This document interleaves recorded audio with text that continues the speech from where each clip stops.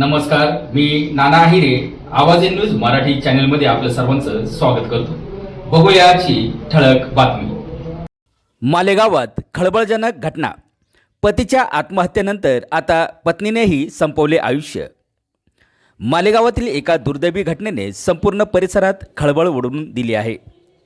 पतीच्या आत्महत्येनंतर त्याच्या मृत्यूस कारणीभूत असल्याचा आरोप असलेल्या पत्नीनेही आत्महत्या केल्याने या प्रकरणाला वेगळीच कलाटणी मिळाली आहे. मालेगाव कॅम्प भागातील 27 वर्षीय अनिकेत जगताप याने सासरच्या जाचाला कंटाळून आत्महत्या केली होती. या प्रकरणी पोलिसांनी पत्नी श्रुती जगताप आणि तिच्या कुटुंबियांविरोधात गुन्हा दाखल करत सासू सासऱ्यांना अटक केली होती. मात्र पतीच्या आत्महत्येची बातमी समजताच श्रुतीने देखील कल्याण येथे आपले जीवन संपवले. श्रुतीच्या आत्महत्येनंतर तिच्या माहेरच्या नातेवाईकांनी मोठा आक्रमक पवित्रा घेतला आहे. सासरच्या मंडळींच्या छळामुळेच श्रुतीने हे पाऊल उचलल्याचा आरोप करत तिच्या कुटुंबियांनी मालेगाव कॅम्प पोलीस ठाण्यात ठिय्या आंदोलन केले. जोपर्यंत दोषींवर कारवाई होत नाही तोपर्यंत अंत्यविधी करणार नाही अशी भूमिका त्यांनी घेतल्याने काही काळ तणावाचे वातावरण निर्माण झाले होते. या प्रकरणी आता कोळसेवाडी पोलीस ठाण्यात गुन्हा दाखल करण्यात आला असून श्रुतीच्या नातेवाईकांनी यावर नेमकी काय प्रतिक्रिया दिली आहे हे बघूया. आवाज इन न्यूज मराठी, मालेगाव, नाशिक. सुरक्षित नसेल तर या महाराष्ट्र सरकारचा आम्ही धिक्कार करतो साहेब.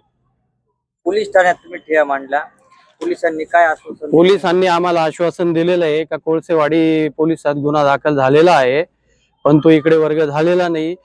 कोळसेवाडी पोलिसांचे जे API साहेब आहेत त्यांनी आता कॅम्प पोलीस स्टेशनच्या PI शी बोलणं केलेलं आहे का उद्या आमची टीम येणार आहे आणि त्यांना अटक करू. आमची देखील अशी मागणी आहे, त्यांनी उद्या लवकर येऊन त्यांना अटक करावी, त्याच्यानंतरच आम्ही आमच्या मुलीचा अंत्यसंस्कार करू. नाही तर आम्ही तिचे प्रेत घेऊन आम्ही स्वतः आत्मदहन करू असा इशारा आम्ही त्यांना दिलेला आहे. पण त्यांना अटक झाल्याशिवाय आम्ही अंत्यविधी करणार नाही. माझं नाव पंचशिला साहेबराव डिवरे, मी मुलीची काकू बोलते. यांनी मुलीला डायरेक्ट आत्महत्या करायला भाग पाडलेलं आहे, कारण की तिचे वाले घरचे सगळे मारहाण करत होते, तिच्यावर अत्याचार करत होते आणि त्यांनी स्वतःहून फाशी लावली आणि मुलीला सांगितलं का तुझ्यामुळे केलं असं तसं. आणि सगळं व्हायरल केलं सर.